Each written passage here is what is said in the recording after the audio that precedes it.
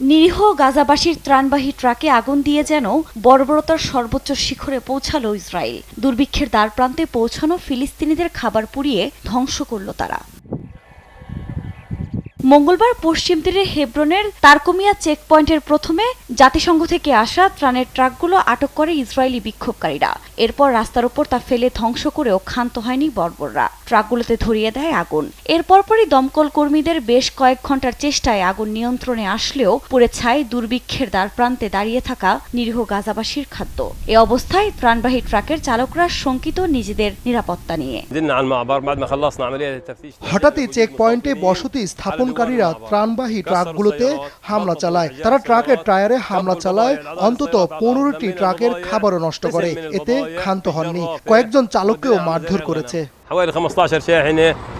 এ বিষয়ে জাতিসংঘ সহ বিভিন্ন আন্তর্জাতিক মানবাধিকার সংস্থা নিন্দা জানালেও ইসরায়েল ইস্যুতে বরাবরের মতো চুপ যুক্তরাষ্ট্র।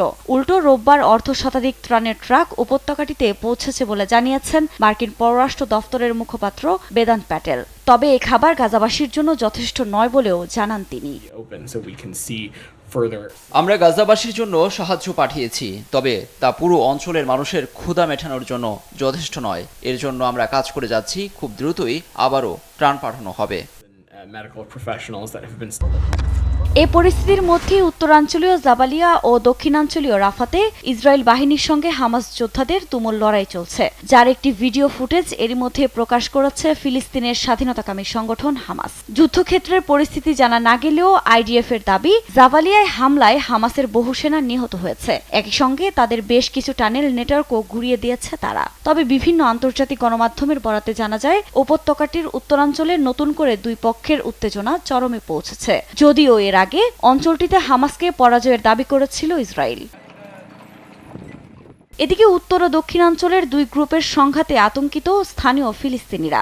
জীবন বাঁচাতে জাবালিয়া থেকে পালাচ্ছেন মানুষ। শুধু তাই নয়, ফিলিস্তিনিদের সবচেয়ে বড় আশ্রয়স্থল রাফা থেকেও 4.5 লাখ ফিলিস্তিনি পালিয়েছে। এছাড়া সরিয়ে নেওয়া হয়েছে আরও অন্তত 1 লাখ বাসিন্দাকে। আফরিন মৌ, নিউজ ডেস্ক, দেশ টিভি।